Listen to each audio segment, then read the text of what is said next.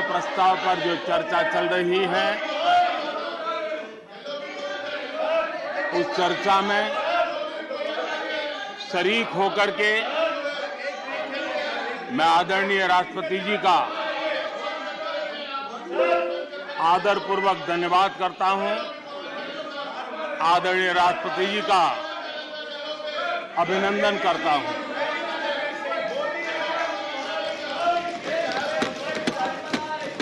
आदरणीय राष्ट्रपति जी दोनों सदनों को संबोधित करते हुए उन्होंने विकसित भारत का एक खाका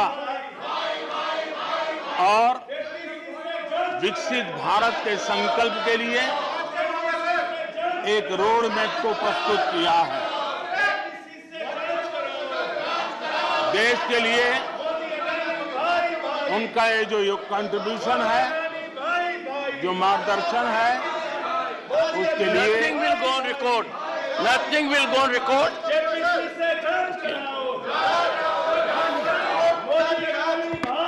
Honorable members, honorable members, honorable members, take your seat. Honorable members, honorable members, honorable members, take your seat. I call upon honorable members to observe decorum and take your seats. Honorable members,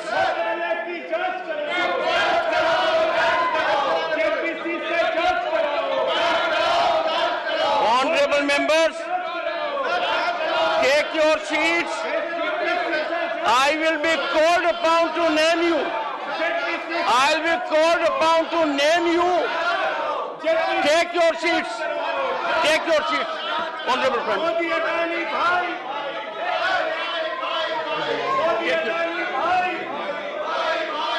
Honorable friends. Nothing will go on record except the Honorable Prime Minister's address. आदरणीय सभापति जी, मैं उन सभी सदस्यों का भी आभार व्यक्त करता हूं जिन्होंने इस चर्चा में भाग लिया, अपनी कल्पना के अनुसार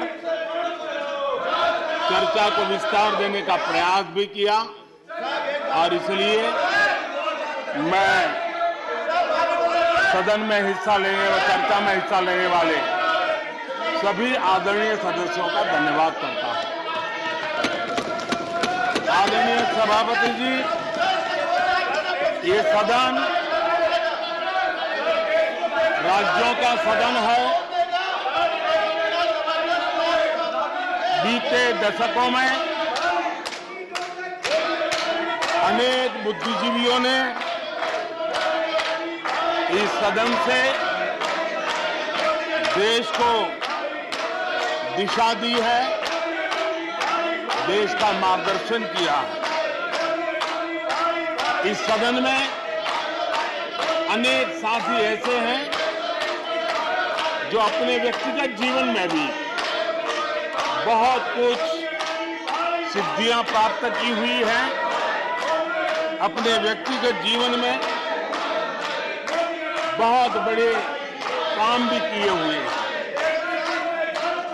और इसलिए इस सदन में जो भी बात होती है उस बात को देश बहुत गंभीरता से सुनता है और देश उसे बहुत गंभीरता से लेता है। लेकिन आदरणीय सभापति जी, ये भी दुर्भाग्यपूर्ण है, इतने महत्वपूर्ण सदन में कुछ लोगों का व्यवहार, कुछ लोगों की वाणी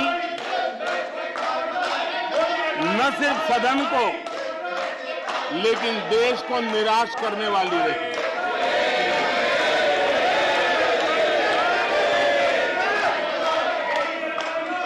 इस प्रकार की वृत्ति प्रवृत्ति के माननीय सदस्यों को मैं यही कहूंगा, कीचड़ इसके पास था, कीचड़ उसके पास था, मेरे पास गुलाल।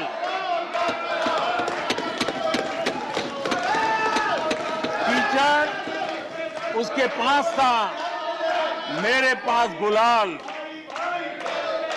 जो भी जिसके पास था उसने दिया उछाल।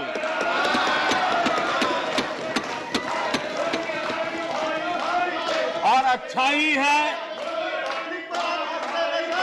जितना कीचड़ उछालोगे कमल उतना ही ज्यादा खिलेगा।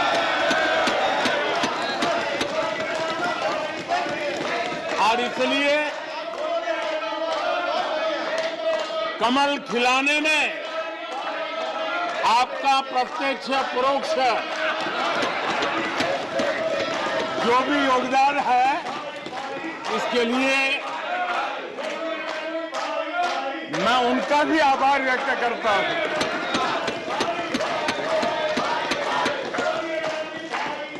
आदरणीय सभापति जी, कल विपक्ष के हमारे वरिष्ठ साथी आदरणीय खड़गे जी ने कहा कि हमने 60 साल में मजबूत बुनियाद बना रहे थे, ऐसा कल आपने कहा।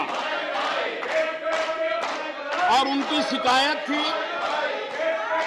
कि बुनियाद तो हमने बनाई और क्रेडिट मोदी ले रहा है। लेकिन आदरणीय सभापति जी, 2014 में आकर के जब मैंने बारीकी से चीजों को बड़ी गहराई से देखने का प्रयास किया, फर्स्ट हैंड इंफॉर्मेशन लेने का प्रयास किया, तो मुझे नजर आया कि 60 साल कांग्रेस के परिवार ने, हो सकता है उनका इरादा मजबूत नींव बनाने का हो, मैं उस पर कोई टिप्पणी करना नहीं चाहता, लेकिन 2014 के बाद आकर के मैंने देखा कि उन्होंने गड्ढे ही गड्ढे कर दिए थे। उनका इरादा नींव का होगा, लेकिन उन्होंने गड्ढे ही गड्ढे कर दिए थे। और आदरणीय सभापति जी, जब वो गड्ढे खोद रहे थे, 6-6 दशक बर्बाद कर दिए थे, उस समय दुनिया के छोटे छोटे देश भी सफलता के शिखरों को छू रहे थे, आगे बढ़ रहे थे।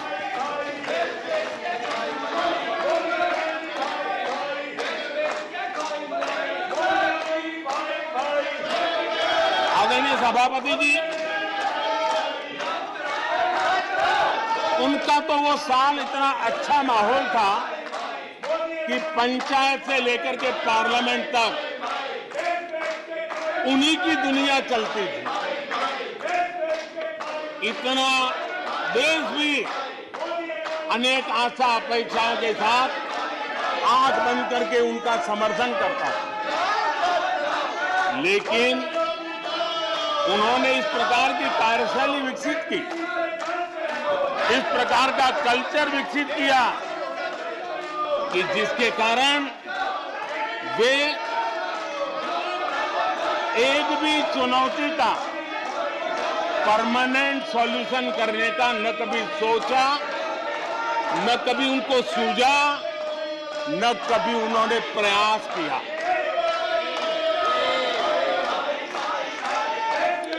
वे बहुत हो हल्ला हो जाता था तो चीजों को छू लेते थे, टोकनिज्म कर लेते थे और फिर आगे चले जाते थे। समस्याओं का समाधान करना ये उनका दायित्व था, देश की जनता समस्याओं से जूझ रही थी।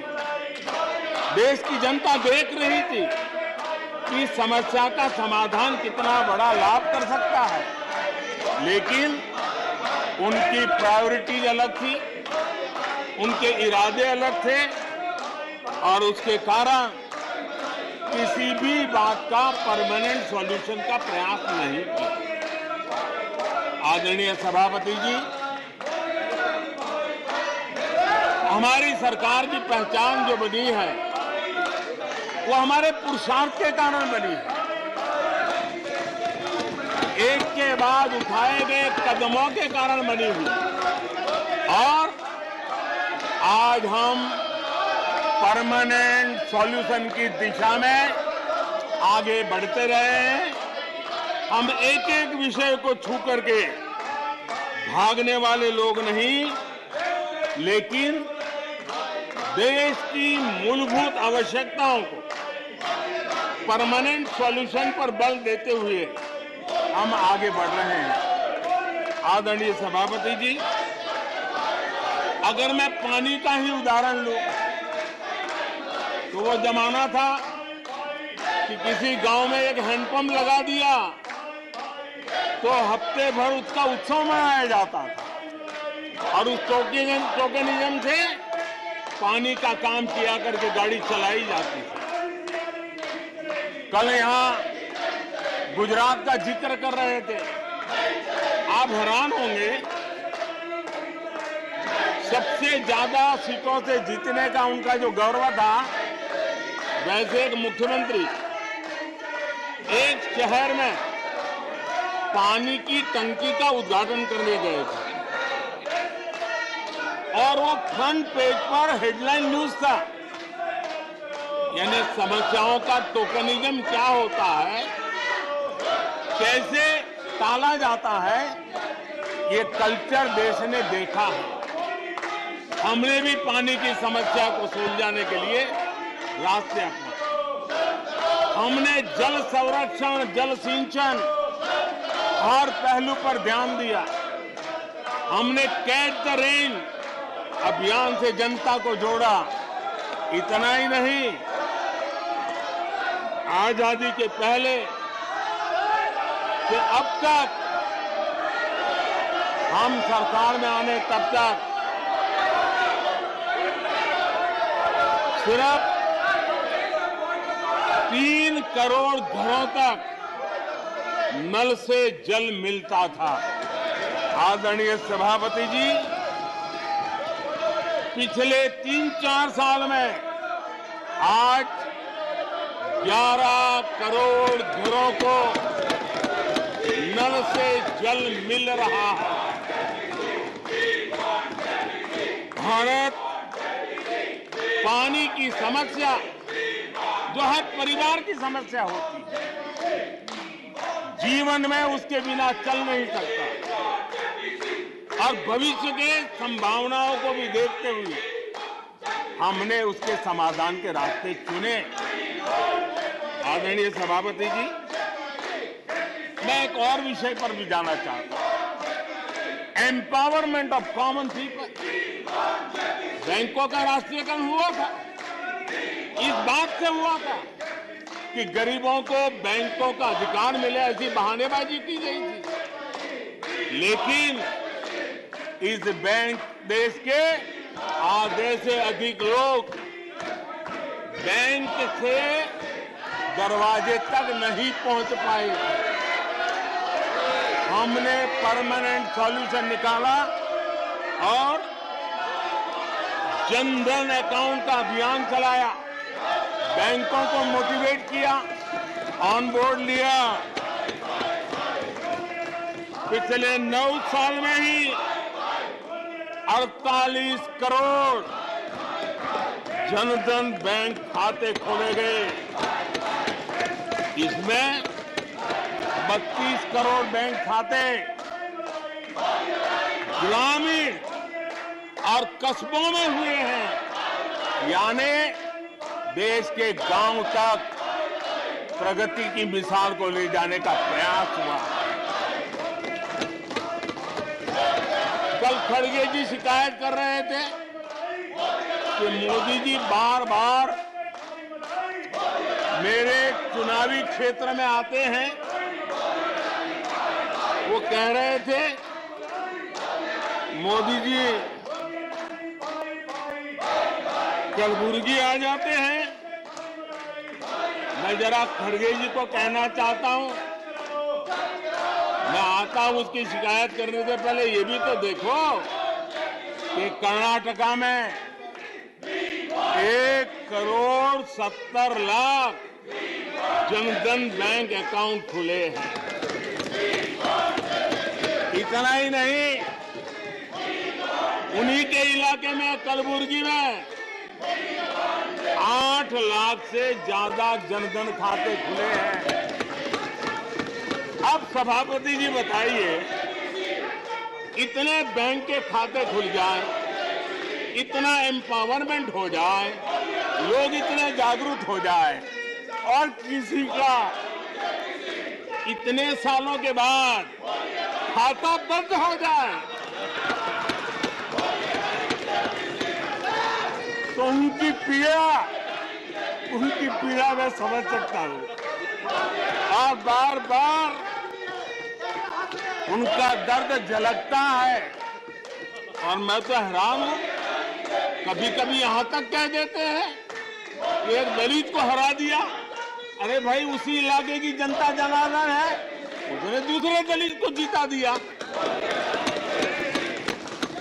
अब आपको जनता नकार दे रही है, आपको हटा रही है, आपका खाता बंद कर रही है और आप रोना यहां रो रहे हो। आदरणीय सभापति जी,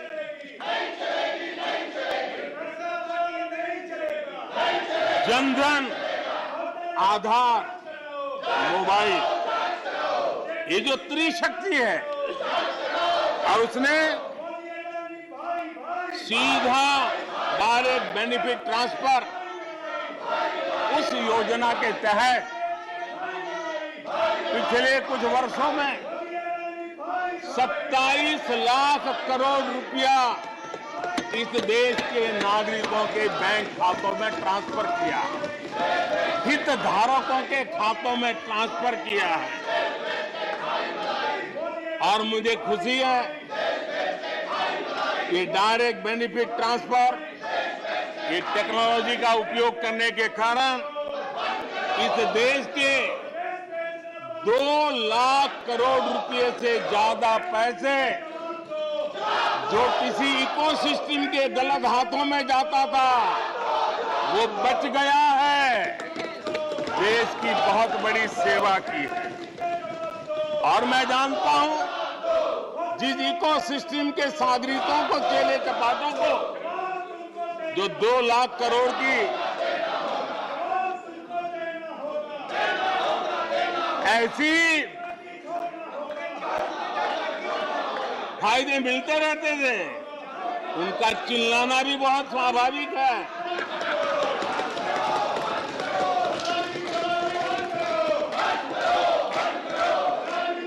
आदरणीय सभापति जी, हमारे देश में पहले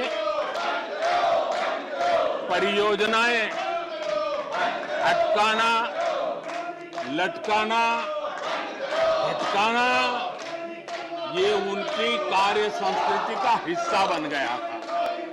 यही उनका कार्य करने का तरीका बन गया था। ईमानदार टैक्स पेयर की गाढ़ी कमाई, उसका नुकसान होता था।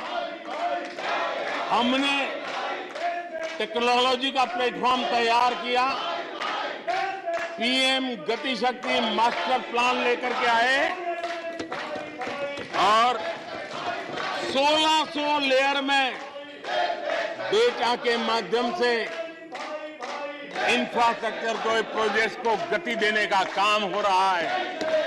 जो योजनाएं बनाने में महीनों लग जाते थे, वो आज सप्ताहों के भीतर भीतर उसको आगे बढ़ा दिया जाता है, क्योंकि आधुनिक भारत के निर्माण के लिए इंफ्रास्ट्रक्चर का महत्व हम भली भांति समझते हैं स्केल का भी महत्व समझते हैं, स्पीड का भी महत्व समझते हैं और टेक्नोलॉजी के माध्यम से परमानेंट सॉल्यूशन और परमानेंट एस्पिरेशन का एड्रेस करने का प्रयास आदरणीय सभापति जी हम कर रहे हैं।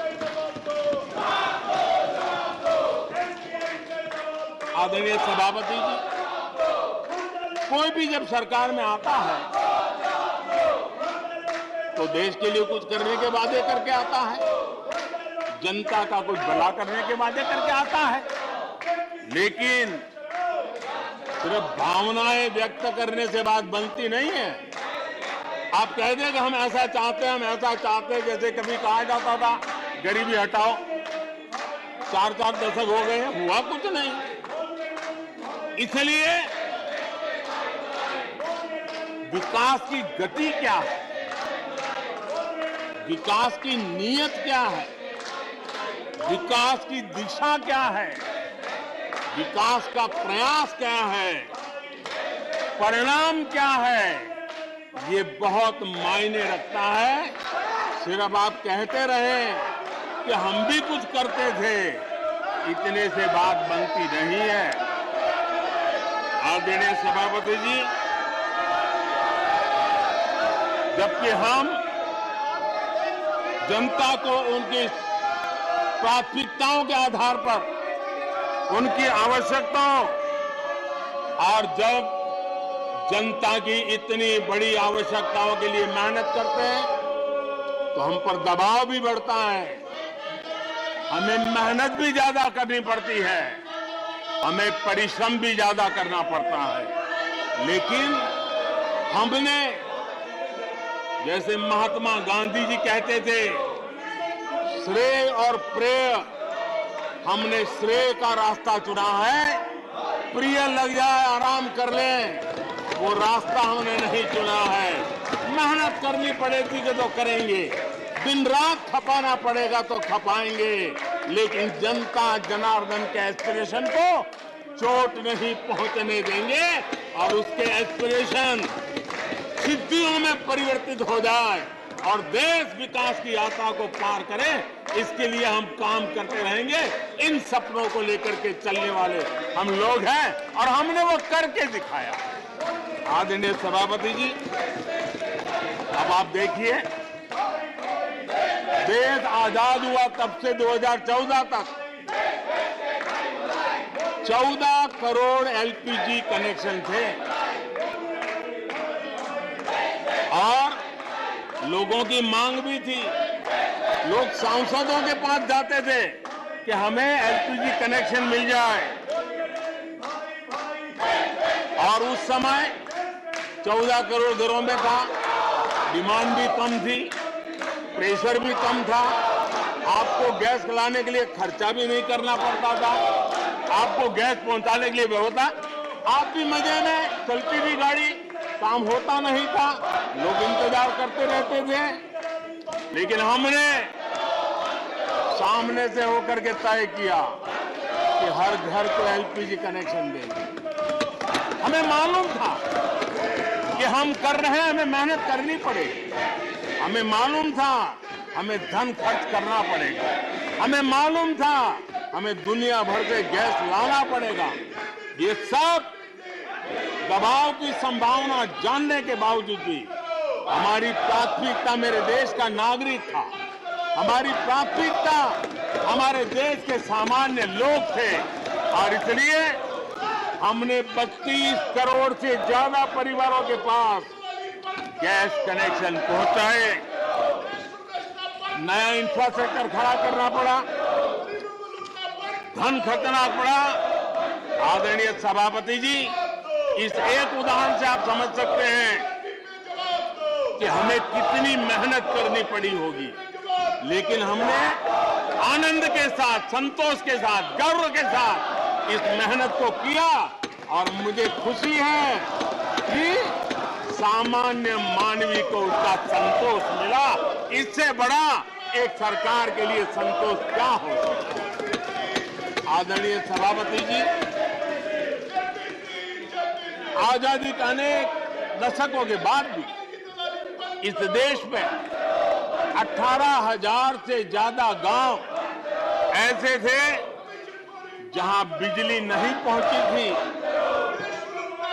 और ये गांव अधिकतर हमारे आदिवासी बस्ती के गांव थे, हमारे पहाड़ों पर जिंदगी गुजारने वालों के लोगों के गांव थे, जनजातीय से गांव थे, नॉर्थ ईस्ट के गांव थे।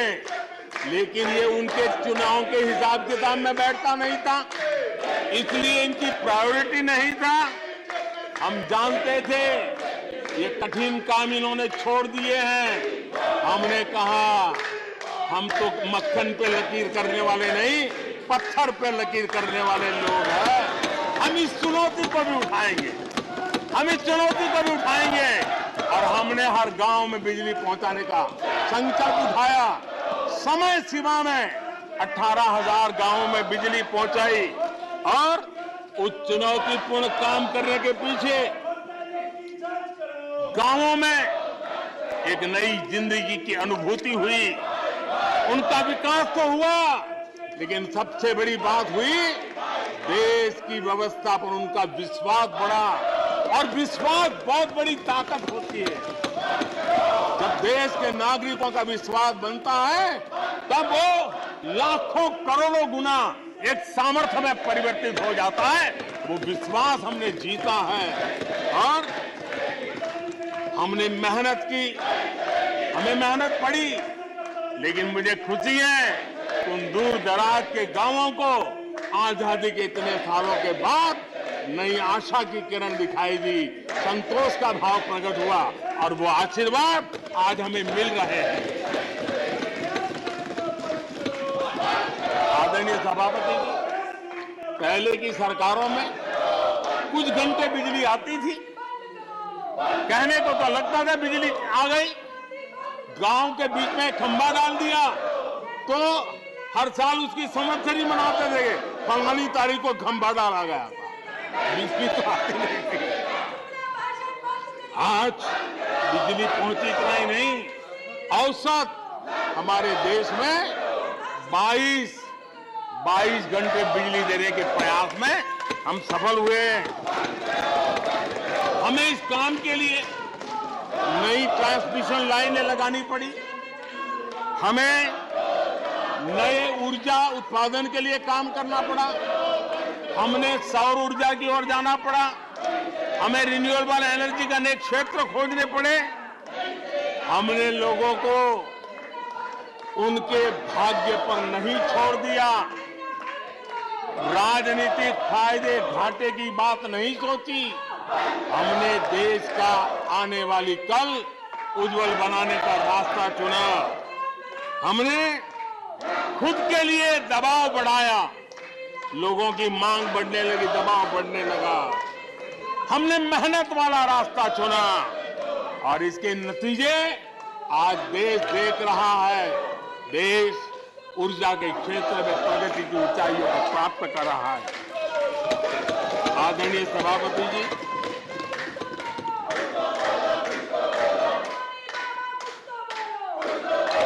हमने आजादी के अमृत काल में एक बहुत बड़ा हिम्मत भरा कदम उठाया। मैं जानता हूं यह आसान नहीं है, हमें बहुत मेहनत करनी पड़ेगी, और वो रास्ता हमने चुना है सैचुरेशन का। हर योजना के जो लाभार्थी हैं 100% लाभ कैसे पहुंचे, 100% लाभार्थियों को लाभ पहुंचे, बिना रोक टोक के लाभ पहुंचे। और मैं कहता हूं अगर सच्चा पंथ निरपेक्षता है तो यही है, सच्चा सेक्युलरिज्म है तो यही है। और सरकार उस राह पर बड़ी ईमानदारी के साथ चल पड़ी है। अमृत काल में हमने सैचुरेशन का संकल्प लिया है, 100% लाभार्थियों तक पहुंचने का भाजपा एनडीए सरकार का ये संकल्प है। आदरणीय सभापति जी, ये 100% वाली बात, ये सैचुरेशन वाली बात देश की अनेक समस्याओं का समाधान तो है ही, उस नागरिक की समस्याओं का समाधान इतना ही नहीं है, देश की समस्याओं का समाधान है। एक ऐसी नई कार्य संस्कृति को लेकर के हम आ रहे हैं जो देश में मेरा तेरा अपना पराया उन सारे भेदों को मिटाने वाला रास्ता है, सैचुरेशन वाला हम लेकर के आए। सैचुरेशन तक पहुंचने का मतलब होता है भेदभाव की सारी गुंजाइशें खत्म करना। जब डिस्क्रिमिनेशन रहता है तब करप्शन को भी संभावना मिलती है। कोई कहेगा मुझे जल्दी दो, तो कहता है इतना दोगे तो दूंगा, लेकिन 100% जाना है तो उसको विश्वास होता है भले इस महीने मुझे नहीं पहुंचा, 3 महीने के बाद पहुंचेगा, लेकिन पहुंचेगा, विश्वास बढ़ता है। ये तुष्टीकरण की आशंकाओं को समाप्त कर देता है। फलानी जाति को मिलेगा, फलाने परिवार को मिलेगा, फलाने गांव को मिलेगा, फलानी बिरादरी को मिलेगा, फलाने पंथ संप्रदाय वालों को मिलेगा, ये सारी तुष्टीकरण की आशंकाओं को खत्म कर देता है। स्वार्थ के आधार पर लाभ पहुंचाने की प्रवृत्ति को पूरी तरह खत्म कर देता है और समाज के आखिरी व्यक्ति को, जो आखिरी पंक्ति में खड़ा हुआ व्यक्ति है, और महात्मा गांधी जिसकी हमेशा वकालत करते थे, उसके अधिकारों की रक्षा इसके अंदर समाहित होती है और हम उसको सुनिश्चित करते हैं। और सबका साथ सबका विकास, ये मतलब यही है कि 100% उनके हकों को पहुंचाना। जब सरकार की मशीनरी का लक्ष्य हर पात्र व्यक्ति तक पहुंचने का हो तो भेदभाव पक्षपात टिक ही नहीं सकता। इसलिए हमारा ये 100% सेवा अभियान सोशल जस्टिस, सामाजिक न्याय, इसका बहुत बड़ा सशक्त माध्यम है। यही सामाजिक न्याय की असली गारंटी है। यही सच्ची पंथ निरपेक्षता है, यही सच्चा सेकुलरिज्म है। हम देश को विकास का ये मॉडल दे रहे हैं जिसमें हितधारक सबको उनके हक मिले। देश हमारे साथ है। कांग्रेस को बार बार देश नकार रहा है, लेकिन कांग्रेस और उसके साथी अपनी साजिशों से बाज नहीं आते हैं और जनता ये देख भी रही है और उनको हर मौके पर सजा भी देती रही। आदरणीय सभापति जी, हमारे देश की आजादी में 1857 से लेकर के स्वतंत्र संग्राम का कोई भी दशक उठा लीजिए, हिंदुस्तान का कोई भी भूभाग उठा लीजिए, मेरे देश की आजादी की लड़ाई में मेरे देश के आदिवासियों का योगदान स्वर्णिम पृष्ठ से भरा पड़ा हुआ है। गर्व होता है देश को कि मेरे आदिवासी भाइयों ने आजादी के महात्म्य को समझा था, लेकिन दशकों तक मेरे आदिवासी भाई विकास से वंचित रहे और विश्वास का सेतु तो कभी बन ही नहीं पाया। आशंकाओं से भरी हुई व्यवस्था बनी और उन नौजवानों के मन में बार बार सरकारों के लिए सवाल उठते चले गए, लेकिन उन्होंने सही नियत से काम किया होता, नेक नियत से काम किया होता, आदिवासियों के कल्याण के प्रति समर्पण भाव से काम किया होता, तो आज 21वीं सदी के तीसरे दशक में मुझे इतनी मेहनत नहीं करनी पड़ती, लेकिन उन्होंने नहीं किया। अटल बिहारी वाजपेयी की सरकार थी, पहली बार इस देश में आदिवासियों के विकास के लिए अलग मंत्रालय बना, पहली बार आदिवासियों के कल्याण के लिए, भलाई के लिए, विकास के लिए अलग बजट की व्यवस्था हुई। आदरणीय सभापति जी, हमने 110 जिलों को आकांक्षी जिलों के रूप में आइडेंटिफाई किया है, जो विकास में पीछे रह गए, सामाजिक न्याय जैसे महत्व का है, एवं भौगोलिक रूप से भी जो पीछे रह गए हैं उनको न्याय दिलाना उतना ही आवश्यक होता है। और इसलिए हमने 110 आकांक्षी जिले और 110 में आधे से अधिक वो इलाके हैं जहां बहुल जनसंख्या जनजातीय हैं, मेरे आदिवासी भाई बहन रहते हैं। 3 करोड़ से ज्यादा आदिवासी भाइयों को इसका सीधा लाभ मिला है, उनके जीवन में बदलाव आया है। इन क्षेत्रों में शिक्षा, स्वास्थ्य, इंफ्रास्ट्रक्चर, इसमें अभूतपूर्व सुधार हुआ है, क्योंकि हमने 110 जिलों पर विशेष फोकस किया है, उनका रेगुलर मॉनिटरिंग कर रहे हैं। यहां पर हमारे कुछ माननीय सदस्यों ने ट्राइबल सब प्लान की बात का जिक्र किया था।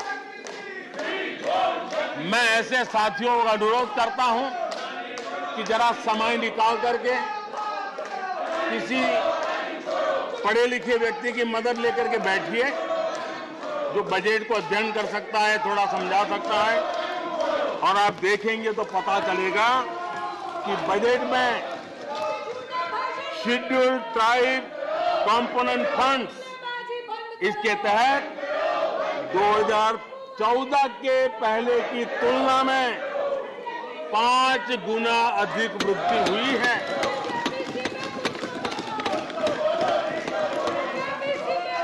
आदरणीय सभापति जी, 2014 के पहले जब उनकी सरकार थी, तब एलोकेशन 20-25 हजार करोड़ रुपए के आसपास रहता था। बहुत पुरानी बात नहीं है, सिर्फ 20-25 हजार करोड़ रुपए। आज यहां आकर के गीत गा रहे हैं। हमने आकर के इस वर्ष 1,20,000 करोड़ का प्रावधान किया। हमने बीते 9 वर्षों में हमारे आदिवासी, हमारे जनजातीय भाई बहनों के उज्जवल भविष्य के लिए और बच्चों के उज्जवल भविष्य के लिए 500 नए एकलव्य मॉडल स्कूल स्वीकृत किए हैं, और ये 4 गुना ज्यादा बढ़ोतरी है। इतना ही नहीं, स्कूलों में टीचर, स्टाफ, इस बार हमने 38,000 नए लोगों के रिक्रूटमेंट का, हमने भर्ती का इस बजट में प्रावधान किया। आदिवासियों के कल्याण के लिए समर्पित हमारी सरकार ने, मैं जरा आपको फॉरेस्ट राइट एक्ट की बात की तरफ ले जाना चाहता हूं। आदरणीय सभापति जी, देश आजाद होने से लेकर हमारे आने से पहले, 2014 के पहले, आदिवासी परिवारों को 14 लाख जमीन के पट्टे दिए गए। पिछले 7-8 वर्षों में हमने 7 लाख नए पट्टे दिए। यह अभूतपूर्व काम हुआ है। हमारे आने से पहले 23,000 सामुदायिक पट्टे दिए गए थे, 23,000। हमारे आने के बाद 80,000 से अधिक सामुदायिक पट्टे दिए गए हैं। लिप सिंपैथी बता करके आदिवासियों की भावनाओं के साथ खेलने के बजाय अगर कुछ किया होता तो आज मुझे इतनी मेहनत न करनी पड़ती और ये काम पहले आराम से हो जाता, लेकिन ये उनकी प्रायोरिटी में नहीं था। आदरणीय सभापति जी, इनकी अर्थनीति, उनकी समाज नीति, उनकी राजनीति वोट बैंक के आधार पर ही चलती रही और उसके कारण समाज की जो बेसिक ताकत होती है, स्वरोजगार के कारण देश की आर्थिक गतिविधि बढ़ाने वाला जो सामर्थ्य होता है, इन्होंने हमेशा नजरअंदाज कर दिया। उनको वो इतने छोटे लगते थे, इतने बिखरे हुए लगते थे, तो उसका उनको कोई मूल्य ही नहीं था। जो छोटे छोटे काम में जुड़े हुए, जो स्वरोजगार के ऊपर समाज पर बोझ बने बिना समाज में कुछ न कुछ वैल्यू एडिशन करते हैं, उनके प्रति दुर्लक्ष्य किया गया। छोटे काम में जुटे इन करोड़ों लोगों को भुला दिया गया। मुझे गर्व है कि मेरी सरकार ने रेहड़ी वाले, ठेले वाले, फुटपाथ पर व्यापार करने वाले लोगों की सुन ले, ब्याज के चक्कर में जिनके जीवन तबाह हो जाते थे, दिन भर का पसीना ब्याजखोरों के घर जाकर के चुकाना पड़ता था, उन गरीबों की चिंता हमने की, उन रेहड़ी ठेले पटरी वालों की चिंता हमने की। और आदरणीय सभापति जी, हमने इतना ही नहीं, हमारे विश्वकर्मा समुदाय जो समाज निर्माण के अंदर एक भूमिका देते हैं, जो अपने हाथ से औजार की मदद से कुछ न कुछ सृजन करते रहते हैं, समाज की आवश्यकताओं की बहुत बड़ी मात्रा में पूर्ति करते हैं। चाहे हमारा बंजारा समुदाय हो, चाहे हमारे गुमंत जाति के लोग हैं, हमने उनकी चिंता करने का काम किया है। पीएम स्वनिधि योजना हो, पीएम विश्वकर्मा योजना हो, जिसके द्वारा हमने समाज के इन लोगों की मजबूती के लिए काम किया है, उनके सामर्थ्य को बढ़ाने के लिए काम किया। आदरणीय सभापति जी, आप तो स्वयं किसान पुत्र हैं। इस देश के किसानों के साथ क्या बीती है, ऊपर के कुछ एक वर्ग को संभाल लेना और उन्हीं से अपनी राजनीति चलाए रखना, यही सिलसिला चला। इस देश की कृषि की सच्ची ताकत छोटे किसानों में है। 1 एकड़ 2 एकड़ भूमि का वो बड़ा मुश्किल से 80-85% इस देश का ये वर्ग है। इन छोटे किसान उपेक्षित थे, उनकी आवाज कोई सुनने वाला नहीं था। हमारी सरकार ने छोटे किसानों पर ध्यान केंद्रित किया, छोटे किसानों को फॉर्मल बैंकिंग के साथ जोड़ा। आज साल में 3 बार सीधे पीएम किसान सम्मान निधि छोटे किसान के खाते में जमा होती है। इतना ही नहीं, हमने पशुपालकों को भी बैंकों से जोड़ा, हमने मछुआरों को बैंकों से जोड़ा और उनको ब्याज में रियायत देकर के उनके आर्थिक सामर्थ्य को बढ़ाया, ताकि वो अपना व्यवसाय विकसित कर सके, अपने क्रॉप पैटर्न को बदल सके, अपने उत्पादित किए हुए माल को रोक करके उचित दाम मिलने पर बाजार में ले जा सके। उस दिशा में हमने काम किया। आदरणीय सभापति जी, हम जानते हैं हमारे देश के बहुत सारे किसान ऐसे हैं कि जो बरसाती पानी पर उनको गुजारा करना पड़ता है। सिंचाई की व्यवस्था ये पिछली सरकारों ने की नहीं। हमने और देखा है कि ये छोटे किसान पानी बरसाती के भरोसे जीने वाले मोटे अनाज की खेती करते हैं, पानी होता नहीं है। ये मोटे अनाज की खेती करने वाले किसानों को हमने विशेष स्थान दिया। हमने यूएन को लिखा कि मिलेट ईयर मनाइए, दुनिया में भारत के मोटे अनाज की एक ब्रांडिंग बने, मार्केटिंग बने और उसके सुविचारित रूप से अब उस मोटे अनाज को श्री अन्न के रूप में, जैसे श्रीफल का महात्मा है, वैसे ही श्री अन्न का महात्मा बने। और छोटे किसान जो पैदावार करते हैं उनको उचित दाम मिले, ग्लोबल मार्केट मिले, देश में क्रॉप पैटर्न में परिवर्तन आए। और इतना ही नहीं, ये मिलेट सुपरफूड है, पोषण के लिए बहुत बड़ी ताकत है। हमारे देश के नई पीढ़ी को पोषण की समस्या के समाधान में भी ये काम आए, जो मेरे छोटे किसान को भी मजबूत करेगा। हमने फर्टिलाइजर में भी अनेक नए विकल्प डेवलप किए हैं, उसका भी लाभ मिल रहा है। आदरणीय सभापति जी,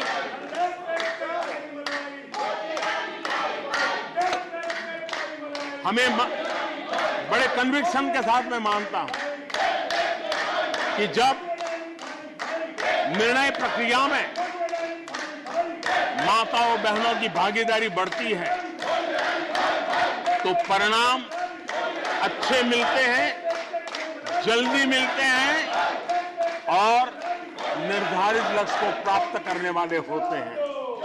और इसलिए माता बहनों की भागीदारी बढ़े, वे निर्णय प्रक्रिया में हमारे साथ जुड़े, उस दिशा में महिला सशक्तिकरण को लेकर के, महिलाओं के नेतृत्व के विकास के लिए हमारी सरकार ने प्राथमिकता दी है। सदन में हमारे एक माननीय सदस्य ने कहा कि महिलाओं को टॉयलेट देने से क्या महिलाओं का विकास हो जाएगा? हो सकता है उनका ध्यान सिर्फ टॉयलेट पे गया हो, वो उनकी कठिनाई होगी। लेकिन मैं जरा बताना चाहता हूं, मुझे इस बात का गर्व है और मैं गर्व अनुभव करता हूं, क्योंकि मैं राज्य में रह करके आया हूं, मैंने गांव में जिंदगी गुजार के आया हूं। मुझे गर्व है कि 11 करोड़ शौचालय बना करके मैंने मेरी माताओं बहनों को इज्जत कर दिया है। मुझे इस बात का गर्व है। हमारी माताओं बहनों, हमारी बेटियों के जीवन चक्र की तरफ जरा नजर करें। हमारी सरकार माताओं बहनों के सशक्तिकरण के लिए कितनी संवेदनशील है, उसकी तरफ मैं जरा ध्यान आकर्षित करना चाहता हूं। और जिनको सिर्फ टॉयलेट पे ही सोच अटक गई थी, वो जरा कान खुल करके सुने, ताकि आगे जाकर ये बताने में उनको सुविधा होगी। गर्भावस्था के दौरान शिशु को पौष्टिक खाना मिले, इसके लिए हमने मातृ वंदना योजना चलाई। और इसके लिए प्रेगनेंसी के समय महिला के बैंक खाते में सीधा पैसा जाए, ताकि उसको पोषण से उसके गर्भ में जो बच्चा है उसके स्वास्थ्य को भी लाभ हो। हमारे यहां माता मृत्यु दर, शिशु मृत्यु दर, इस गंभीर समस्या से मुक्ति का एक उपाय इंस्टीट्यूशनल डिलीवरी। हमारे गरीब से गरीब मां की इंस्टीट्यूशनल डिलीवरी हो, शिशु का जन्म अस्पताल में हो, इसके लिए हमने धन भी खर्च करना तय किया और व्यापक अभियान भी चलाया और उसके सुफल दिखाई भी दे रहे हैं। हम जानते हैं किसी न किसी मानसिक विकृति के कारण बेटियों को मां के कोख में ही मारने की प्रवृत्ति बढ़ गई थी। ये समाज के लिए कलंक था। हमने बेटी बचाओ अभियान चलाया और आज मुझे खुशी है कि बेटे जन्म लेते हैं, उसकी तुलना में बेटियों की संख्या बढ़ रही है। ये हमारे लिए संतोष का विषय है। हमने बेटियों की रक्षा का काम किया है।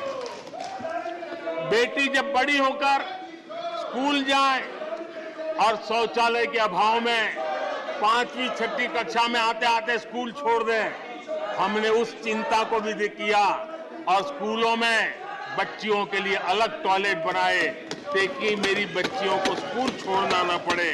ये हमने चिंता की। बेटी की शिक्षा जारी रहे और इसलिए हमने सुकन्या समृद्धि योजना, जिसमें अधिक ब्याज दे करके बेटियों को सुरक्षित शिक्षा की व्यवस्था का प्रबंध किया ताकि परिवार भी उनको प्रोत्साहन दे। बेटी बड़ी होकर अपना काम करने के लिए बिना गारंटी मुद्रा योजना से लोन ले सके, अपने पैरों पे खड़ी हो सके। और मुझे खुशी है कि मुद्रा योजना के लाभार्थियों में 70% हमारी माताएं बेटियां हैं। हमने ये काम किया है।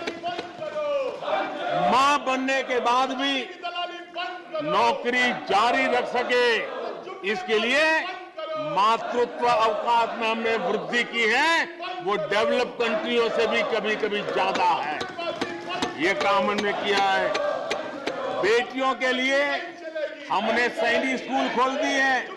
आदरणीय सभापति जी, आप तो स्वयं सैनिक स्कूल के विद्यार्थी रहे हैं, बेटियों को वहां एंट्री नहीं थी, वो काम भी हमने कर दिया।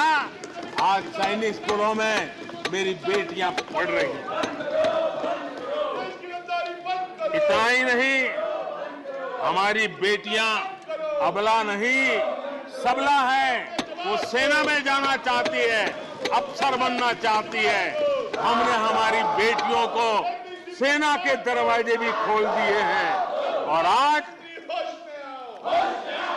गर्व होता है सियाचिन में मेरे देश की कोई बेटी मां भारती की रक्षा करने के लिए तैनात होती है। बेटी को गांव में कमाई के अवसर मिले और इसके लिए हमने विमेन सेल्फ हेल्प ग्रुप, उसको एक नई ताकत दी, वैल्यू एडिशन किया और बैंकों से मिलने वाली उनकी रकम में बहुत बड़ा इजाफा किया।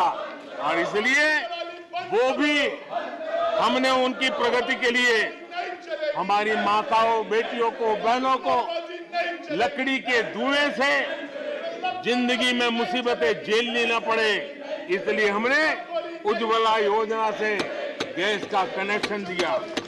हमारी माताओं, बहनों को, बेटियों को पीने का पानी के लिए जूझना न पड़े, 2-2, 4-4 किलोमीटर तक जाना न पड़े। हमने नल से घर तक पानी पहुंचाने का अभियान चलाया ताकि मेरी माताओं, बेटों को, बेटियों को, बहनों को, बेटियों को अंधेरे में गुजारा न करना पड़े। इसलिए हमने सौभाग्य योजना से ऐसे गरीब परिवारों तक बिजली पहुंचाई। बेटी, मां, बहन कितनी ही गंभीर बीमारी हो लेकिन कभी बताती नहीं है। उसको चिंता रहती है कि कहीं बच्चों पे कर्ज हो जाएगा, परिवार पर बोझ हो जाएगा, वो पीड़ा सहती है, लेकिन अपने बच्चों को अपनी बीमारी के विषय में नहीं बताती है। उन माताओं, बहनों को आयुष्मान कार्ड दे करके अस्पताल में बड़ी से बड़ी बीमारी से मुक्ति का रास्ता हमने खोल दिया है। आदरणीय सभापति जी, बेटी का संपत्ति पर अधिकार हो, इसलिए हमने सरकार की तरफ से जो आवाज देते हैं उसमें बेटी के राइट को निश्चित किया, उसके नाम पर प्रॉपर्टी करने का काम किया। हमने महिला सशक्तिकरण के लिए हमारी माताओं, बहनों को जो भी छोटी मोटी बचत कर लें, मुसीबत झेल करके बचत करना माताओं, बहनों का स्वभाव होता है और वो घर में अनाज के डिब्बे में पैसे रख करके गुजारा करती है। उस मुसीबत में निकाल के हमने उसको जनधन के खाते दे दिए, बैंक में पैसा जमा करे, इसकी व्यवस्था कर दी। और आदरणीय सभापति जी, इस बजट सत्र के लिए तो गर्व की बात है कि बजट सत्र का प्रारंभ महिला राष्ट्रपति के द्वारा होता है और बजट सत्र का विधिवत प्रारंभ महिला वित्त मंत्री के अवसर पर होता है। देश में ऐसा संयोग पहले कभी नहीं आया जो आज आया है।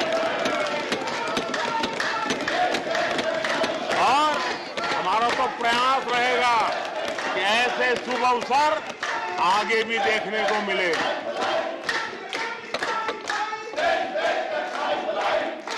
आदरणीय सभापति जी, जब देश को आधुनिक होना है, नए संकल्पों को पार करना है, तो हम साइंस और टेक्नोलॉजी के सामर्थ्य को नकार नहीं सकते। साइंस और टेक्नोलॉजी के महात्मा को हमारी सरकार भली भांति समझती है, लेकिन हम टुकड़ों में नहीं सोचते, हम टोकनिज्म में नहीं सोचते हैं। हम साइंस और टेक्नोलॉजी की तरफ से देश को आगे बढ़ाने के लिए हर दिशा में काम कर रहे हैं, सार्वत्रिक प्रयास कर रहे हैं, अनेकविध इनिशिएटिव ले रहे हैं। और इसलिए बचपन में साइंटिफिक टेम्परामेंट डेवलप करने के लिए अटल टिंकरिंग लैब, ये वैज्ञानिक सोच के निर्माण के लिए स्कूल के लेवल पर बच्चों को हमने अवसर दिया। उससे थोड़ा आगे निकले, बच्चा कुछ करना शुरू कर ले, तो हमने अटल इंक्यूबेशन सेंटर खड़े किए, ताकि कुछ अगर अच्छी प्रगति की है तो उसको वो वायुमंडल मिले, ताकि वो टेक्नोलॉजी में कन्वर्ट करने के लिए वो खोज, वो इनोवेशन काम आ जाए। इसके लिए हमने विज्ञान की इस प्रगति का परिणाम, हमने नीतियां बदली। स्पेस के क्षेत्र में अब प्राइवेट भागीदारी का हमने सपना पूरा किया, और मुझे खुशी है मेरे देश के नौजवान आज प्राइवेट सैटेलाइट छोड़ने की ताकत रखते हैं। ये साइंस एंड टेक्नोलॉजी। आज स्टार्टअप की दुनिया जो मूलतः साइंस और टेक्नोलॉजी से जुड़ी हुई है, उसमें यूनिकॉर्न की संख्या में आज हम दुनिया में तीसरे नंबर पर पहुंच गए हैं। आदरणीय सभापति जी, आज ये देश गर्व करेगा कि सर्वाधिक पेटेंट इनोवेशन और दुनिया के बाजार में टिकता है पेटेंट, ये सबसे अधिक पेटेंट रजिस्टर करने में आज मेरे देश के नौजवान आगे आ रहे हैं। आदरणीय सभापति जी, आधार की ताकत क्या होती है वो हमारी सरकार ने आके दिखा दिया, और आधार से जुड़े हुए जो विद्वान लोग हैं उन्होंने भी कहा है कि आधार के महत्व को, टेक्नोलॉजी के महत्व को 2014 के बाद समझा गया, और उसके कारण वो मेहनत अब रंग ला रही है। हमने देखा है कोविड के काल में कोविन प्लेटफॉर्म 200 करोड़ वैक्सीनेशन और सर्टिफिकेट कोविन का आपके मोबाइल पर विदिन ए सेकंड आ जाता है। लेकिन दुनिया को अचंभा तब हुआ कि भारत अपनी वैक्सीन लेकर के आ गया है कोविड में। दुनिया के लोग अपनी वैक्सीन, हमारे यहाँ पर बहुत बड़ा मार्केट था, बेचने के लिए भांति भांति के प्रेशर करते थे, आर्टिकल लिखे जाते थे, टीवी में इंटरव्यू दिए जाते थे, सेमिनार किए जाते थे। इतना ही नहीं, मेरे देश के वैज्ञानिकों को बदनाम करने के लिए, उनको नीचा दिखाने के लिए कल तक प्रयास चले, कल तक प्रयास चले, कल तक प्रयास चले। और मेरे ही देश के वैज्ञानिकों ने आज दुनिया में जिसको स्वीकृति मिली है ऐसी वैक्सीन से, मेरे देशवासियों का ही नहीं 150 देशों के लोगों की आवश्यकताओं को पूरी करना चाहता है। ये विज्ञान के विरोधी लोग, ये टेक्नोलॉजी के विरोधी लोग,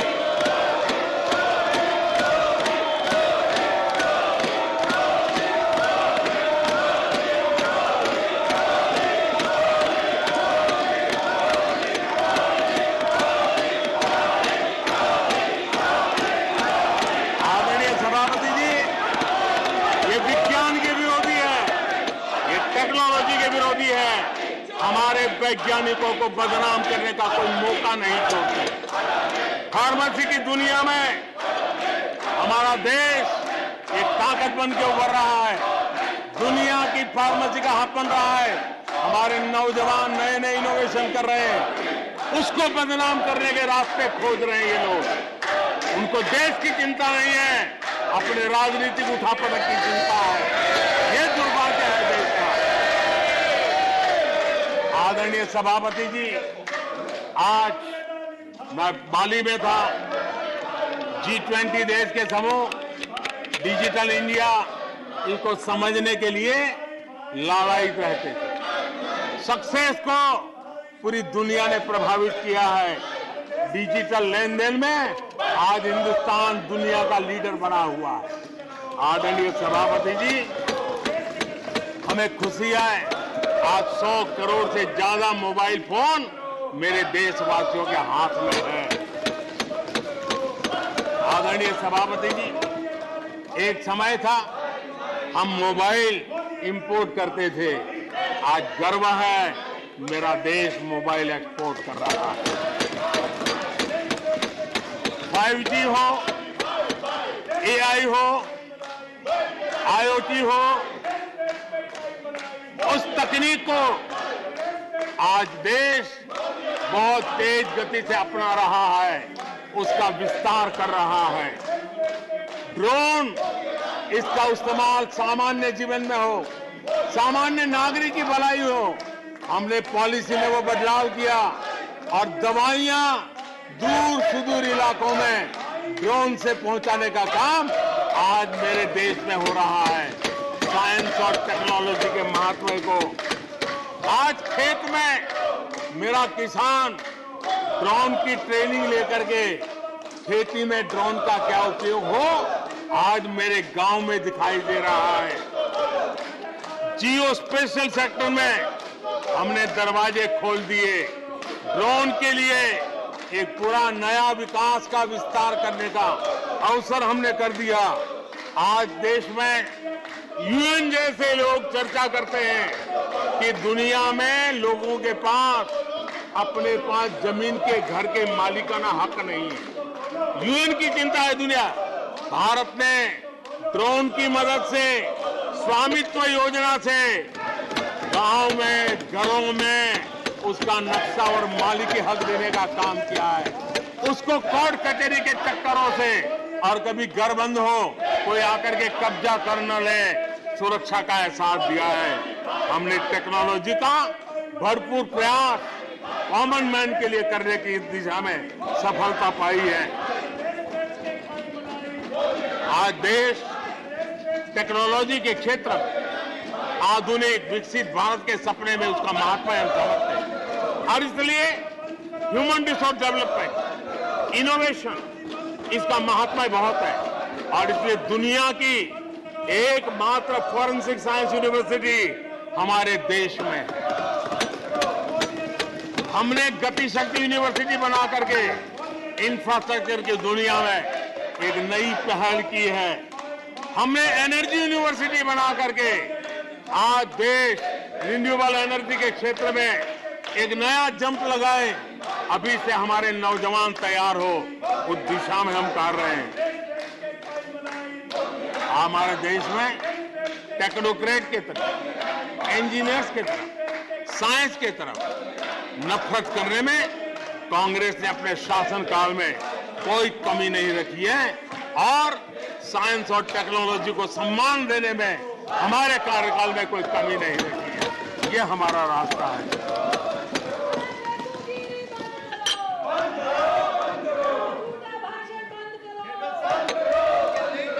आदरणीय सभापति जी, यहाँ रोजगार की भी चर्चा हुई। मैं हैरान हूं कि जो अपने आप को सबसे लंबे समय तक सार्वजनिक जीवन का दावा करते हैं, इनको ये मालूम नहीं है कि नौकरी और रोजगार में फर्क होता है। जिनको नौकरी और रोजगार का फर्क समझ नहीं है, वो हमें उपदेश दे रहे हैं। आदरणीय सभापति जी, नए नए नैरेटिव गढ़ने के लिए आधी अधूरी चीजों को पकड़ करके झूठ फैलाने के प्रयास हो रहे हैं।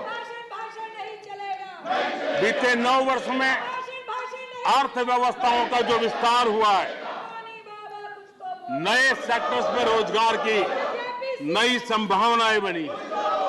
आज ग्रीन इकोनॉमी में देश जिस प्रकार से आगे बढ़ रहा है, उसने ग्रीन जॉब की बहुत बड़ी संभावनाएं धरती पर उतार करके दिखाई है और अधिक संभावनाएं बनी हुई है। डिजिटल इंडिया के विस्तार से डिजिटल इकोनॉमी, उसका भी एक नया क्षेत्र। आज सर्विस सेक्टर में डिजिटल इंडिया एक नई बुलंदी पर है। 5 लाख कॉमन सर्विस सेंटर, गांव के अंदर एक कॉमन सर्विस सेंटर में 2-2, 5-5 लोग रोजी रोटी कमाते हैं। और दूर सुदूर जंगलों के छोटे छोटे गांव में भी कॉमन सर्विस सेंटर में आज हमारे देश की आवश्यक सेवाएं गांव के लोगों को एक बटन पर उपलब्ध हो, ये व्यवस्था हुई है। डिजिटल इकोनॉमी ने अनेक नए रोजगार की संभावनाएं पैदा की। आदरणीय सभापति जी, 90,000 रजिस्टर्ड स्टार्टअप, इसने भी रोजगार के नए द्वार खोले हैं। अप्रैल से नवंबर 2022 के दौरान ईपीएफओ पेरोल में 1 करोड़ से अधिक लोग जोड़े गए हैं। 1 करोड़ से अधिक लोग। आदरणीय सभापति जी, आत्मनिर्भर भारत रोजगार योजना, इसके जरिए 60 लाख से अधिक नए कर्मचारियों का लाभ हुआ है। आत्मनिर्भर भारत अभियान के तहत हमने अपने उद्यमियों के लिए स्पेस, डिफेंस, ड्रोन, माइनिंग, कोल, अनेक क्षेत्रों को खोला है, जिसके कारण रोजगार की संभावना में नई गति आई है। और देखिए, हमारे नौजवानों ने इन सारे कदमों का आगे आकर के अवसर लिया, उठाया है, उसका फायदा।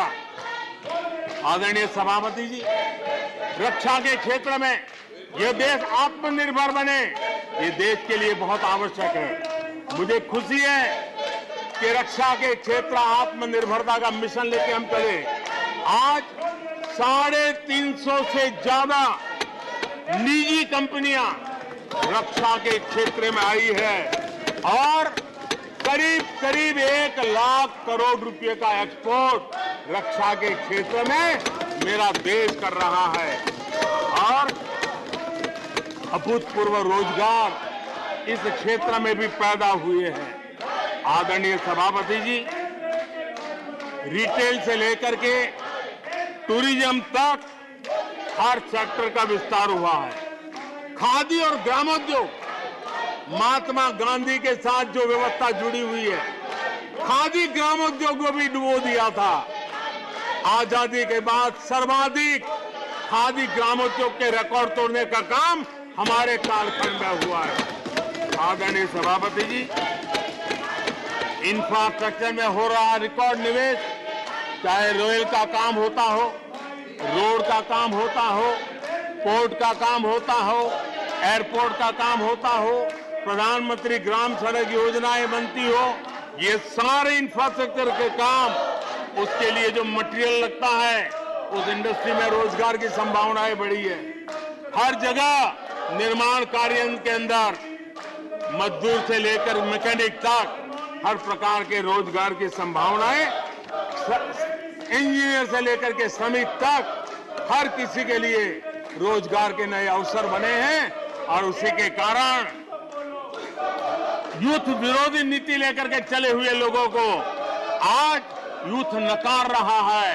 और यूथ के भलाई के लिए हम जिन नीतियों को लेकर के चल रहे हैं, इसको आज देश स्वीकार कर रहा है।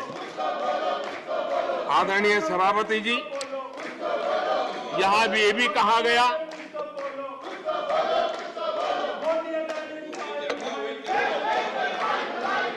आदरणीय सभापति जी, यहां ये भी कहा गया कि सरकार की योजनाओं को उनके नामों को लेकर के आपत्ति उठाई। कुछ लोगों को ये भी परेशानी है कि नामों में कुछ संस्कृत टच है। बताइए, इसकी भी परेशानी। आदरणीय सभापति जी, मैंने किसी अखबार में पढ़ा था, मैं कोई वेरीफाई तो नहीं किया है, और उस रिपोर्ट कह रही थी 600 जितनी सरकारी योजनाएं सिर्फ गांधी नेहरू परिवार के नाम पे है।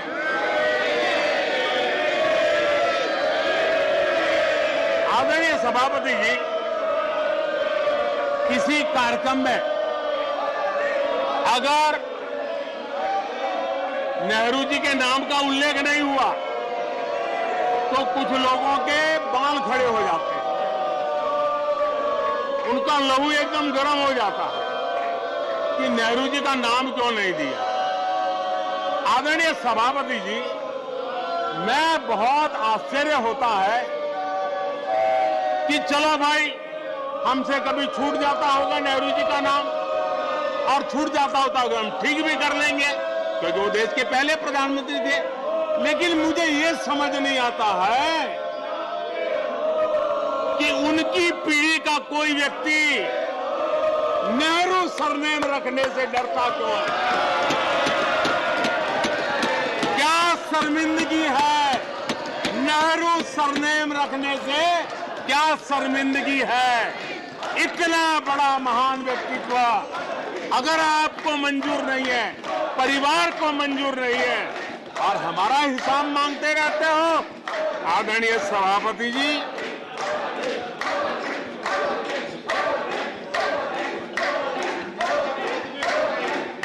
कुछ लोगों को समझना होगा, ये सदियों पुराना देश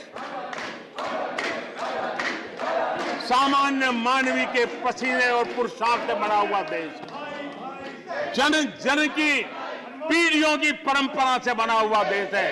ये देश किसी परिवार की जागीर नहीं है। हमने मेजर ध्यानचंद जी का नाम पर खेल रत्न का पुरस्कार कर दिया। अंडमान में नेताजी सुभाष के नाम पर, स्वराज के नाम पर हमने द्वीपों का नामकरण किया। हमें गर्व हो रहा है। नेताजी सुभाष बोस के योगदान के लिए देश गर्व करता है, हम गर्व करते हैं। इतना ही नहीं, जो लोग आए दिन हमारे देश की सेना को नीचा दिखाने का मौका नहीं छोड़ते, हमने इन द्वीपों को परमवीर चक्र प्राप्त करने वाले सेनानियों के नाम कर दिया। आने वाली सदियों तक कोई हिमालय की चोटी एक एवरेस्ट व्यक्ति के नाम पर एवरेस्ट बन गई। मेरे द्वीप समूह मेरे परमवीर चक्र विजेता मेरे देश के सेनानियों के नाम कर दिया। ये हमारी श्रद्धा है, ये हमारी भक्ति है, और उसको लेकर के हम चलते हैं। आदरणीय और इससे आपको तकलीफ है और तकलीफ व्यक्त भी हो रही है। हर एक की तकलीफ व्यक्त करने के रास्ते अलग होंगे। हमारा रास्ता है सकारात्मक। कभी कभी अब ये सदन है, एक प्रकार से राज्यों का महात्मा है, हम पर ऐसे भी आरोप लगाए जाते हैं कि हम राज्यों को परेशान करते हैं।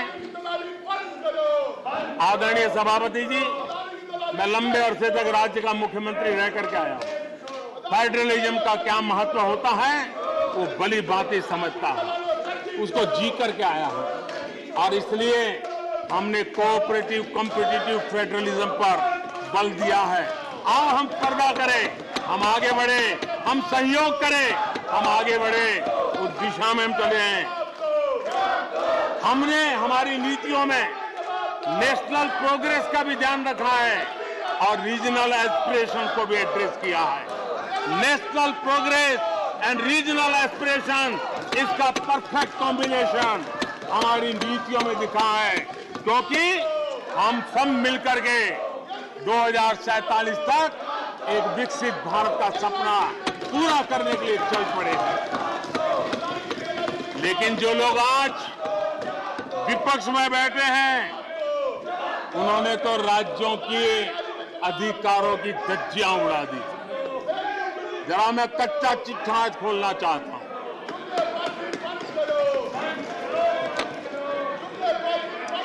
इतिहास उठा करके देख लीजिए, वो कौन पार्टी थी, वो लोग कौन सत्ता में बैठे थे जिन्होंने आर्टिकल 356 का सबसे ज्यादा दुरुपयोग किया।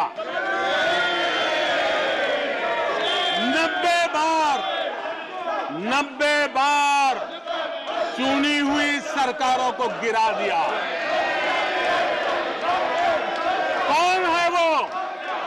कौन है जिन्होंने किया? कौन है जिन्होंने किया? कौन है जिन्होंने किया? इतना ही नहीं सभापति जी, एक प्रधानमंत्री ने आर्टिकल 356 का 50 बार उपयोग किया, आधी सेंचुरी कर दी। वो नाम है श्रीमती इंदिरा गांधी का। 50 बार सरकारों को गिरा दिया। केरल में आज जो लोग इनके साथ खड़े हैं, जरा याद कर लीजिए, थोड़ा बार माइक लगा दीजिए। केरल में वामपंथी सरकार चुनी गई, जिसे पंडित नेहरू पसंद नहीं करते थे। कुछ ही कालखंड के अंदर चुनी हुई पहली सरकार को गढ़ते थे। आज आप वहां खड़े हैं, आपके साथ क्या हुआ था जरा याद कीजिए। आदरणीय सभापति जी, जरा डीएमके के मित्रों को भी बताता हूं, तमिलनाडु में एमजीआर और करुणानिधि जैसे दिग्गजों की सरकारें, उन सरकारों को भी इन्हीं कांग्रेस वालों ने बर्खास्त कर दिया।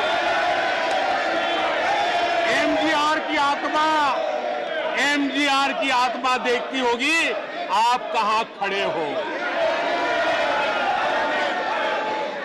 यहां पर पीछे बैठे हैं इस सदन के वरिष्ठ सदस्य, और जिनको मैं हमेशा एक आदरणीय नेता मानता हूं, श्रीमान शरद पवार जी। 1980 में शरद पवार जी का आयु 35-40 साल की थी। एक नौजवान मुख्यमंत्री महाराष्ट्र की सेवा करने के लिए निकला था, उनकी सरकार को भी गिरा दिया गया और आज वो वहां है। आज वो वहां है। हर क्षेत्रीय नेता को उन्होंने परेशान किया, और एनटीआर के साथ क्या किया। यहां कुछ लोग आज कपड़े बदले होंगे, नाम बदला होगा, ज्योतिषियों की सूचना के अनुसार नाम बदला होगा, लेकिन कभी वो भी उनके साथ थे। उस एनटीआर की सरकार को, और वो तबीयत के लिए अमेरिका गए थे, अपने हेल्थ के लिए गए थे। आपने एनटीआर की सरकार को गिराने का प्रयास किया। ये कांग्रेस की राजनीति का स्तर था। आदरणीय सभापति जी, अखबार निकाल के देख लीजिए, हर अखबार लिखता था कि राजभवनों को कांग्रेस के दफ्तर बना दिए गए हैं, कांग्रेस के हेडक्वार्टर बना दिए गए। 2005 में झारखंड में एनडीए के पास ज्यादा सीटें थी, लेकिन गवर्नर ने यूपीओ को शपथ के लिए बुला लिया था।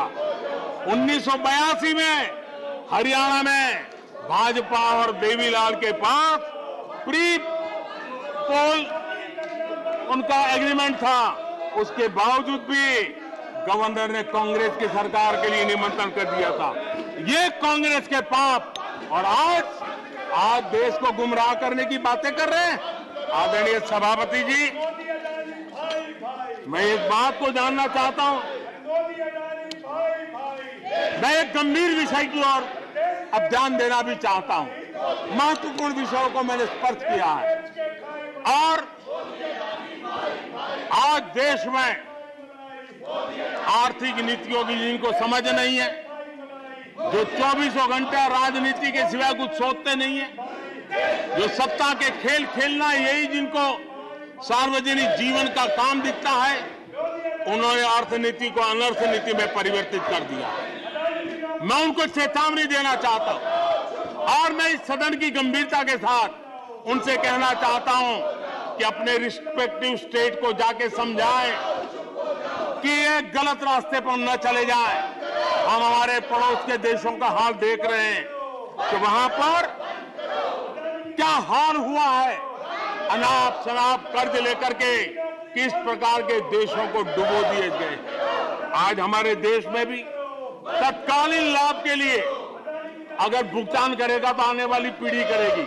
हम तो कर्ज करो जीपीओ वाला खेल आने वाला देखेगा। ये कुछ राज्यों ने अपनाया है, वो उनका तो तबाह कर देंगे, देश को भी बर्बाद कर देंगे। अब देश अब कर्ज के तले दबते जा रहे हैं। ये देश आज दुनिया में उनको कर्ज देने के लिए कोई तैयार नहीं है। ये मुसीबतों से गुजर रहे हैं। मैं राजनीतिक वैचारिक मतभेद हो सकते हैं, दलों के विषय में एक दूसरे के प्रति टीका टिप्पणी हो सकती है, लेकिन देश की आर्थिक सेहत के साथ खिलवाड़ मत कीजिए। आर्थिक सेहत के साथ खिलवाड़ मत कीजिए। आप ऐसा कोई पाप मत कीजिए जो आपके बच्चों के अधिकारों को छीन ले और आज अपना मौज कर लें और बच्चों के नसीब में बर्बादी छोड़ के चले जाए। ऐसा करके न जाए। आज आपको पॉलिटिकली सूट का मैंने तो देखा, एक सरकार एक मुख्यमंत्री ने बयान दिया कि भाई अब ठीक है, मैं तो निर्णय करता हूं, अभी मुसीबत मुझे कहां आएगी, 2030-32 के बाद आएगी, जो आएगा वो भुगतेगा। क्या कोई देश ऐसे चलता है क्या? लेकिन ये जो वृत्ति बन रही है वो बहुत चिंता का विषय है। आदरणीय सभापति जी, देश की आर्थिक सेहत के लिए राज्यों ने भी अपनी आर्थिक सेहत के संबंध में डिसिप्लिन का रास्ता चुनना पड़ेगा और तभी जाकर के वे राज्य भी इस विकास की यात्रा का लाभ ले पाएंगे और उनके राज्यों के नागरिकों का भला करने में हमें भी सुविधा हो जाएगी, ताकि हम उन तक लाभ पहुंचाना चाहते हैं। आदरणीय सभापति जी, 2047 में यह देश विकसित भारत बने, ये हम सबका संकल्प है। 140 करोड़ देशवासियों का संकल्प है। अब देश पीछे मुड़ करके देखने को तैयार नहीं है। देश लंबी छलांग मारने को तैयार है। जिनकी 2 वक्त की रोटी का सपना था उसको आपने एड्रेस नहीं किया, हमने उसको एड्रेस किया है। जिसको सामाजिक न्याय की अपेक्षा थी जो आपने एड्रेस नहीं किया, हमने एड्रेस किया है। जिन अवसरों को तलाशता था उन अवसरों को उपलब्ध कराने के लिए हमने अनेक कदम उठाए हैं और आजाद भारत का जो सपना है उन सपने को पूरा करने के लिए हम संकल्पबद्ध होकर के चले। और आदरणीय सभापति जी, देश देख रहा है, देश देख रहा है, एक अकेला कितनों को भारी पड़ रहा है, एक अकेला कितनों को भारी पड़ रहा है। अरे नारे बोलने के लिए भी उनको बदल करना पड़ता है। जो भी ये बोलता है घंटे भर से आवाज की जवाब देना। आदरणीय सभापति जी, एक कन्विक्शन के कारण चला हूं, देश के लिए जीता हूं, देश के लिए कुछ करने के लिए निकला हुआ हूं। और इसलिए ये राजनीतिक खेल खेलने वाले लोग, उनके अंदर वो हौसला नहीं है, वो ढूंढ रहे हैं, बचने का रास्ता खोज रहे हैं। आदरणीय सभापति जी, राष्ट्रपति जी के उम्दा भाषण को, राष्ट्रपति जी के मार्गदर्शक भाषण को, राष्ट्रपति जी के प्रेरक भाषण को इस सदन के अंदर अभिनंदन करते हुए, धन्यवाद करते हुए, आपका भी आभार व्यक्त करते हुए अपनी बात को समाप्त करता हूं।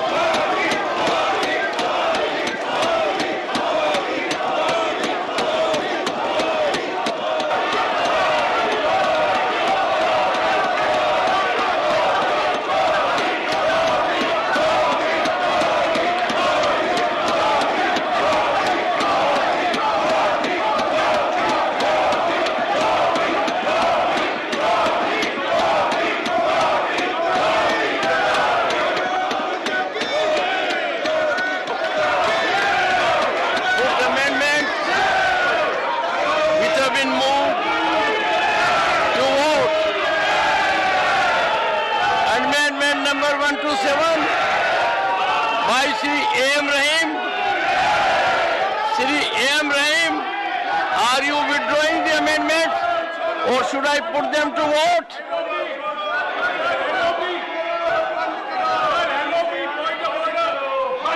Amendment not moved.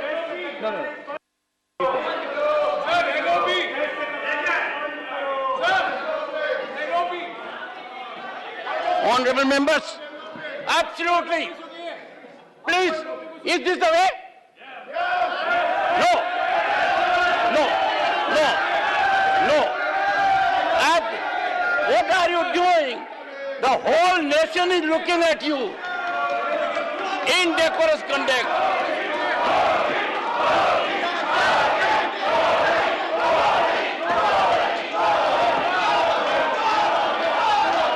I shall now